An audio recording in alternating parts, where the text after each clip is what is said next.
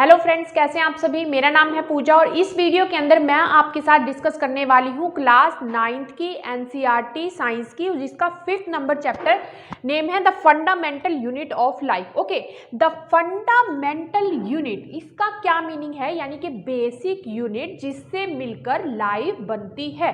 अब लाइफ का मीनिंग क्या है? जो भी जीवित है, जिसके अंदर जान है, जो ग्रो करता है और जो रिप्रोड्यूस करता है। ओके, तो इसके अंदर मैं आपको बता देती हूँ कि सेल को हम बोलते हैं fundamental unit of life. Okay, तो ये सेल क्या होता है, इसके क्या फंक्शंस हैं और इसको हम basic unit, fundamental unit of life क्यों बोलते हैं, इस वीडियो के अंदर हम यही सब स्टडी करने वाले हैं, डिस्कस करने वाले हैं। ओके, चलो तो स्टार्ट करते हैं। सबसे पहले इसकी जो डिस्कवरी है सेल की, वो कहाँ से होती है? 65 के अंदर रॉबर्ट हुक एक जो है व्यक्ति थे, उनके पास माइक्रोस्कोप थी। इनिशियल एडवांस माइक्रोस्कोप नहीं थी, वो उसके अंदर डिफरेंट चीजें जो है स्टडी करते रहते। तो एक दिन जो है वो अपनी माइक्रोस्कोप के अंदर कोरक्स लाइस को देख रहे थे, जो कि ट्री के बार्क का एक हिस्सा है। ओके, तो उन्होंने देखा कि कुछ इस तरह का स्ट्रक्चर उनको दिखाई दिया, जिसके अंदर छोटे छोटे से जो कंपार्टमेंट्स और ब्लॉक बने हुए थे। ठीक है, तो इस पर्टिकुलर ब्लॉक का, यानी कि उसको कुछ पर्टिकुलर सेम ऐसा कोई स्ट्रक्चर दिखाई नहीं दिया, बल्कि उसके अंदर छोटे छोटे ब्लॉक्स दिखाई दिए बने हुए। तो उन्होंने, रॉबर्ट हुक ने इस पर्टिकुलर ब्लॉक का नाम जो है रख दिया। इन सब ब्लॉक को उन्होंने बोला कि ये सेल्यूले हैं, और सेल्यूलो का मतलब होता है लिटिल रूम। ओके, छोटा सा रूम, और यहीं से जो वर्ड है सेल ड्राइव होता है। अब नई डिस्कवरी हुई थी, देखा था कि सेल जो है कोरक्स लाइस के अंदर कुछ पर्टिकुलर जो है छोटे छोटे ब्लॉक्स बने हुए हैं। तो डिफरेंट जो है उसके बाद साइंटिस्ट आए, रिसर्चर आए, और उन्होंने उसको स्टडी करना स्टार्ट किया। तो ऐसे ही ल्यूवेन हुक जो थे 6074 के अंदर जो साइंटिस्ट थे, उन्होंने फर्स्ट टाइम लिविंग सेल को देखा पॉन्ड वाटर के अंदर। वो प्रोटोजोआ, बैक्टीरिया, आरबीसीज जो ह्यूमन बींग्स की होती है, उनके ऊपर जो है वर्क कर रहे थे।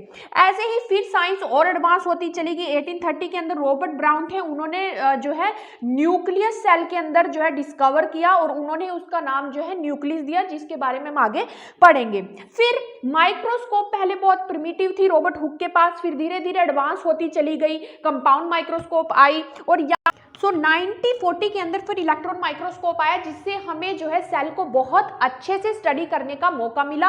हम उसका पूरा स्ट्रक्चर जानने में सक्षम हुए कि उसके अंदर क्या क्या बनी होती है, क्या ऑर्गेनल्स हैं, क्या फ्लूइड उसके अंदर प्रेजेंट है। तो इलेक्ट्रॉन माइक्रोस्कोप से वो सब जो है देखना उसके अंदर पॉसिबल हो गया कि सेल का जो स्ट्रक्चर है वो कितना कॉम्प्लेक्स है। ओके, तो चलिए स्टार्ट करते हैं कि कैसे इसकी स्टडी की जाती है। लैब के अंदर जो स्टडी होती है वो कहाँ से हम करते हैं? अनियन पील लेते हैं, अनियन के बल्ब का एक पार्ट लेते हैं, छोटा सा कनकेव साइड से अंदर की तरफ से पतली सी परत लेते हैं, उसको जो है स्लाइड के ऊपर रखते हैं, उसके ऊपर वाटर रखते हैं ताकि वो ड्राई ना हो, और उसको जो है पूरा एक सैफ्रनिन जो डाई होती है, डाई सैफ्रनिन यूज कर सकते हैं, मिथाइलिन ब्लू या आयोडीन सोल्यूशन। डाई इसलिए यूज करते हैं ताकि इसको जो है थोड़ा कलर हो जाए, जो सेल के जो पार्ट्स होते हैं वो कलर को एब्जॉर्ब करते हैं और हमें कंपाउंड माइक्रोस्कोप के अंदर अच्छे से दिखाई देते हैं। ओके, तो अनियन के जो पील का जो स्ट्रक्चर है वो भी हमें कुछ ऐसा दिखाई देता है। देखिए, इसके अंदर भी कुछ कंपार्टमेंट्स बने हुए हैं। ये जो है छोटे छोटे सेल्स हैं जो आपस में जुड़े हुए हैं, बीच में न्यूक्लियस है, यानी कि रॉबर्ट हुक ने जैसा देखा था कुछ ऐसा ही स्ट्रक्चर हमें भी जो है अनियन पील का दिखाई देता है कंपाउंड माइक्रोस्कोप के अंदर। जब हमारे पास एडवांस माइक्रोस्कोप से हमने डिफरेंट जो है एनिमल्स का, प्लांट्स का, डिफरेंट ऑर्गेनिजम्स का जो सेल्स है उनको स्टडी करना शुरू किया, तो हमने देखा कि सारे ऑर्गेनिजम्स जो है made up of the cell, यानी कि सब के सब जो है पर्टिकुलर छोटी सी यूनिट सेल से मिलकर बने हुए हैं, यानी कि उनके सेल्स जो है जुड़े हुए हैं आपस में और उसी से वो बनते हैं। तो यहाँ पे ऑर्गेनिज्म दो तरह के हो सकते हैं, एक जिनके अंदर सिर्फ सिंगल सेल होता है, जिनके अंदर सिर्फ एक ही सेल प्रेजेंट होता है, यूनी यानी कि एक सेलुलर मींस सेल, उनको हम जो है यूनिसेलुलर ऑर्गेनिज्म बोलते हैं, और जिनके अंदर जो है ज्यादा सेल्स प्रेजेंट होते हैं उनको हम मल्टी यानी कि बहुत सारे और मल्टी सेल्स ऑर्गेनिज्म उसको हम बोलते हैं। ओके, तो मल्टी, यहाँ पे यूनिसेलुलर का एग्जांपल आप देख लीजिए, अमीबा हो गया, बैक्टीरिया हो गया, इसी तरह पैरामीशियम हो गया, और कैलमिडोमोनास होता है वो इसके अंदर होता है, और मल्टी सेलुलर ऑर्गेनिज्म जो होते हैं वो प्लांट्स होते हैं एंड एनिमल्स। ओके, और भी जो कॉम्प्लेक्स जो ऑर्गेनिज्म, लिविंग ऑर्गेनिज्म देखते हैं वो मल्टी सेलुलर ऑर्गेनिज्म के अंदर ही आते हैं। ठीक है, तो दूसरा पॉइंट क्या है? ऑल मल्टी सेलुलर ऑर्गेनिज्म जो है come from the single cell. इसका क्या मतलब है? जो यूनिसेलुलर होते हैं वो तो बने ही एक ही सेल से बने होते हैं, लेकिन जो मल्टी सेलुलर होते हैं उनकी शुरुआत भी एक सिंगल सेल सेल से ही होती है। फिर ये सिंगल सेल डिवाइड करके डॉटर सेल बनाएगा 2, फिर ये 2 डॉटर सेल आगे डिवाइड करेंगे 4 बन जाएगी, ऐसे जो है डिवीजन होती रहेगी, ठीक है। और डिवीजन होने के बाद क्या होता है कि उनका ग्रुप बन जाता है सेल्स का, स्पेसिफिक सेल्स के अंदर वो कन्वर्ट हो जाते हैं। अब ये स्पेसिफिक सेल्स जो है पर्टिकुलर जो है एक टिश्यू बनाएंगे और टिश्यू जो है ऑर्गन्स बनाती है, ठीक है। ऑर्गन्स के बाद पूरी बॉडी बनती है। अब ह्यूमन बींग्स का आप एग्जांपल ले लीजिए कि उनके अंदर जो है टिश्यू होती है, ऑर्गन्स होते हैं, बॉडी होती है, ऑर्गन्स जो है डिफरेंट फंक्शंस जो है परफॉर्म करते हैं। और ये जो ग्रुप है सेल्स का, स्पेसिफिक जो सेल्स बनते हैं वो डिपेंड करते हैं DNA of that particular organism as well as environment. Okay, ये हम लेटर ऑन पढ़ेंगे कि डीएनए और एनवायरनमेंट की वजह से वो कैसे जो है स्पेसिफिक सेल्स बनते हैं। सो डीएनए और एनवायरनमेंट की वजह से वो स्पेसिफिक सेल में कन्वर्ट हो जाते हैं और फिर टिश्यू बनती है, टिश्यू से ऑर्गन और ऑर्गन से पूरी बॉडी होती है। लेकिन स्टार्ट कहाँ से होते हैं? एक पर्टिकुलर सेल से ही स्टार्ट होते हैं। इसके अंदर हम एग्जाम्पल ले लेते हैं ह्यूमन बींग्स का। देखिए ह्यूमन बींग के अंदर कैसे होता है, रिप्रोडक्शन कैसे होती है, सिंगल सेल से ही होती है। एक स्पर्म होता है और एक एग होता है, दोनों फर्टाइल होके यहाँ पे जो है क्या बनता है आपका जाइगोट बन जाता है। उसके अंदर हाफ जो जीन्स होते हैं मदर के होते हैं, हाफ जीन्स जो है फादर के आएंगे और वहीं से जाइगोट बनता है। जाइगोट फिर ऐसे ही डिवाइड करता है, डिवाइड करने के बाद वो पूरा जो बेबी है मदर की वोम में, पूरा जो इन्फेंट है वो कैसे ग्रो करता है 9 महीने के अंदर जो है देखिए पूरा बच्चा तैयार हो जाता है मदर की वोम के अंदर। लेकिन स्टार्ट कहाँ से होती है? सिंगल सेल से स्टार्ट होती है। इसका यही मतलब है कि मल्टी सेलुलर ऑर्गेनिज्म की जो शुरुआत होती है वो भी सिंगल सेल से ही होती है, बाद में वो पूरी कॉम्प्लेक्स ऑर्गेनिज्म के अंदर कन्वर्ट हो जाते हैं। ओके, जब डिफरेंट ऑर्गेनिजम्स को स्टडी किया गया तो हमने देखा कि जो सेल्स उनके अंदर होते हैं, जो कॉम्प्लेक्स ऑर्गेनिजम्स होते हैं, उनके डिफरेंट साइज एंड शेप के सेल्स हमें मिलते हैं। जैसे हमने अनियन का स्टडी किया लैब के अंदर, अनियन चाहे छोटा हो चाहे बड़ा हो, आपको उसका जो सेल है वो सेम होगा, वो सेम तरह के सेल का बना हुआ होता है। लेकिन जो पर्टिकुलर जो कॉम्प्लेक्स ऑर्गेनिजम्स होते हैं जैसे कि ह्यूमन बींग्स हैं, एनिमल्स हैं और प्लांट्स हैं, उनके अंदर डिफरेंट तरह के जो सेल्स हैं वो आपको मिलेंगे। अब देखिए यहाँ पे मैं आपको बताती हूँ कि ह्यूमन बॉडी के अंदर कितने तरह के सेल हैं, अलग अलग ट्रिलियंस ऑफ सेल्स हैं और अलग अलग तरह के डिफरेंट शेप के और डिफरेंट साइज के मिलते हैं। देखिए आप, ये स्मूथ मसल सेल्स हैं, स्पर्म का सेल, स्पर्म की जो साइज एंड शेप है वो ऐसा होता है, ये नर्व सेल्स हैं और ये फैट सेल्स हैं। तो उनका जो साइज है और शेप है दोनों अलग अलग है। अब साइज एंड शेप का अलग होने की वजह से उनका फंक्शन भी अलग है, मतलब वो डिफरेंट फंक्शन परफॉर्म करते हैं। जो मसल सेल्स होते हैं, जो स्मूथ मसल सेल्स हैं वो स्मूथ मसल्स बनाएंगे जो कॉन्ट्रैक्ट और रिलैक्स करने में जो है सक्षम होती हैं। ऐसे स्पर्म है और जो एग होता है वो क्या करते हैं? रिप्रोडक्शन के अंदर भाग लेते हैं। फैट सेल्स होते हैं, इसी तरह नर्व सेल्स जो होते हैं वो कैरी करते हैं impulse from one part two the another. और आरबीसीज होती हैं, ब्लड सेल्स होते हैं, वो क्या करते हैं? कैरी करते हैं ऑक्सीजन। इसी तरह व्हाइट ब्लड सेल्स होते हैं ब्लड के अंदर, जो क्या करते हैं? फाइट करते हैं फॉरेन जो पार्टिकल हमारी बॉडी के अंदर आ जाते हैं उनके साथ। अब क्वेश्चन आता है, ये तो 2 चीजें होगी कि यस सेल का डिफरेंट साइज एंड शेप हो सकता है, एज वेल एज उनके फंक्शन भी डिफरेंट होते हैं डिपेंडिंग अपॉन उनकी साइज एंड शेप। ओके, फिर उसका आगे होता है कि क्या जो शेप है वो चेंज कर सकते हैं। इसमें होता है कि कुछ चेंज कर सकते हैं, जैसे कि अमीबा होता है। अमीबा के अंदर क्या होता है? वो अपने एनवायरनमेंट से फूड को अपने अंदर लेता है और एंडोसिस प्रोसेस के थ्रू, ठीक है, हम लेटर ऑन उसको पढ़ेंगे।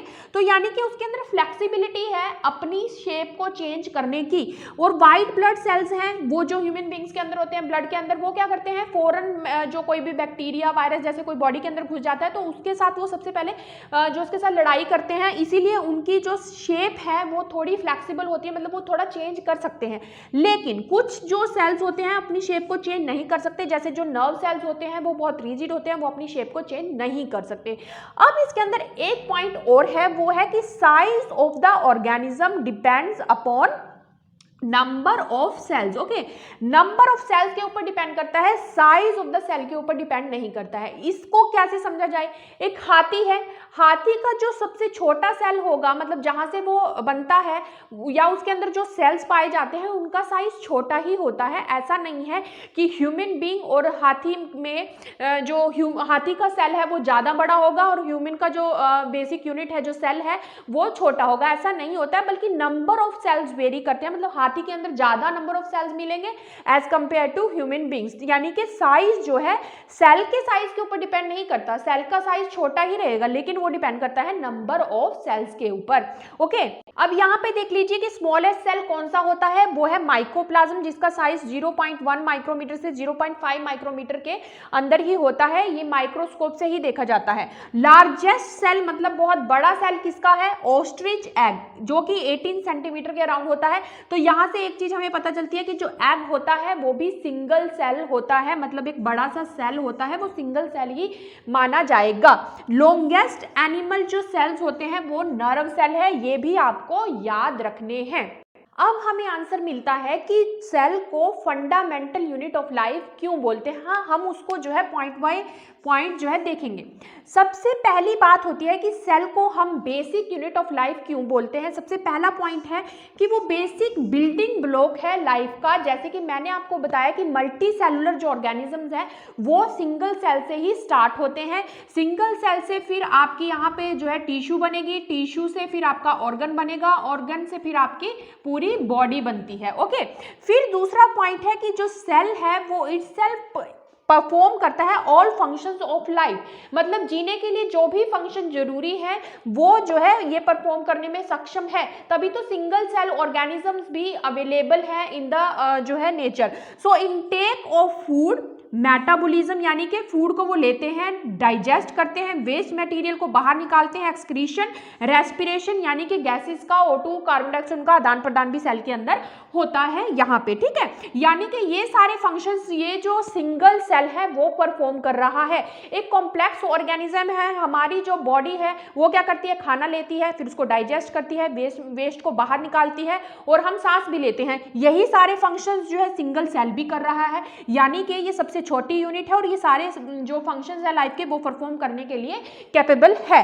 फिर इसके अंदर डिवीजन ऑफ लेबर भी है। इसका क्या मीनिंग है, इसका मतलब है कि एक ये जो सेल है उसके अंदर डिफरेंट ऑर्गेनल्स प्रेजेंट होते हैं। जैसे बॉडी के अंदर डिफरेंट ऑर्गन्स होते हैं जो डिफरेंट फंक्शन परफॉर्म करते हैं, जैसे कि हार्ट है वो पंप करता है ब्लड को, किडनीज जो है प्यूरिफिकेशन करती है, लंग्स जो है उसके अंदर वो O2 और CO2 गैस जो है O2 लेते हैं, CO2 को बॉडी से बाहर निकालते हैं। तो यानी कि इस जो सेल है उसके अंदर भी ऑर्गेनल्स होते हैं, ऑर्गन नहीं ऑर्गेनल्स बोलते हैं हम उनको, जो डिफरेंट फंक्शंस परफॉर्म करते हैं। मतलब माइटोकॉन्ड्रिया अलग फंक्शन परफॉर्म करेगा, राइबोसोम प्रोटीन सिंथेसिस का फंक्शन परफॉर्म करेगा, न्यूक्लियस के अंदर जो है DNA प्रेजेंट होता है वो पूरी सेल की एक्टिविटीज को कंट्रोल करता है। इसी तरह इसके अंदर जो सेल मेम्ब्रेन है उसके थ्रू जो है मटेरियल सेल के अंदर आता है और वेस्ट मटेरियल बाहर जाता है। यानी कि उसके अंदर डिफरेंट तरह के ऑर्गेनल्स होते हैं जो अलग अलग फंक्शन परफॉर्म कर रहे हैं।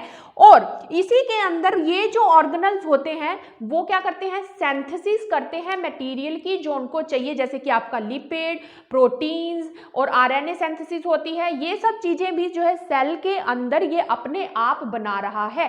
तो सेल जो है डिवाइड भी कर सकता है। हमने देखा है कि multi cellular organism single cell से स्टार्ट होता है, उसके अंदर डिवीजन होती है, तभी वो जो है डिफरेंट तरह के सेल्स बनाता है और पूरी बॉडी के अंदर जो है कन्वर्ट हो जाता है। तो इसी तरह यहाँ पे ये जो सेल है वो डिवाइड हो रहा है। उसकी जो माइटोसिस प्रोसेस है, मियोसिस प्रोसेस है, वो हम डिटेल के अंदर बाकी दूसरी वीडियो के अंदर पढ़ेंगे। तो हमें बस यहाँ से पता चलता है कि वो जो है डिवाइड भी करता है, रिप्रोड्यूस भी करता है। इसी वजह से ही हम उसको फंडामेंटल यूनिट ऑफ लाइफ बोलते हैं, इन सब प्रॉपर्टीज की वजह से। अब हम यहाँ पे देख लेते हैं मल्टी सेलुलर और सिंगल सेलुलर ऑर्गेनिज्म के बीच में जो डिफरेंस होता है वो क्या होता है। Unicellular organism, single cellular organism और मल्टी सेलुलर ऑर्गेनिज्म। सबसे पहला पॉइंट है कि रिप्रेजेंटेड बाय सिंगल सेल। ये तो नाम से ही पता चलता है कि वो सिंगल सेल से बने होते हैं और ये लार्ज नंबर ऑफ सेल से बने होते हैं, कॉम्प्लेक्स ऑर्गेनिज्म होते हैं। दूसरा point, all activities perform by single cell. Yes, कि उसके अंदर intake of food, excretion, respiration सब सिंगल सेल ही करता है। अमीबा इसके अंदर एग्जाम्पल ले लेते हैं कि अमीबा सारे फंक्शंस खुद ही परफॉर्म कर रहा है। बैक्टीरिया ले लेते हैं, बैक्टीरिया अपने सारे फंक्शन खुद ही परफॉर्म कर रहा है, तो ये सिंगल सेल हो गए। और सिंगल जो मल्टी सेलुलर ऑर्गेनिजम्स के अंदर होते हैं वो क्या होता है कि सिंगल सेल परफॉर्म ऑल और फ्यू एक्टिविटीज ऑफ ऑर्गेनिज्म।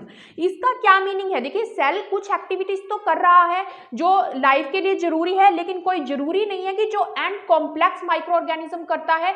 कैसे, जैसे हम चल फिर सकते हैं, बोल सकते हैं, क्या ये काम जो है सेल कर रहा है? क्योंकि मल्टी सेलुलर ऑर्गेनिज्म के अंदर जो है डिफरेंट ऑर्गन्स होते हैं, डिफरेंट फंक्शंस परफॉर्म कर रहे होते हैं, और लास्ट में जो बॉडी बनती है वो बहुत सारे फंक्शन जो है परफॉर्म करने के लिए कैपेबल होती है। तो यही इसका मीनिंग है। ओके, सो थर्ड पॉइंट है डिवीजन ऑफ लेबर।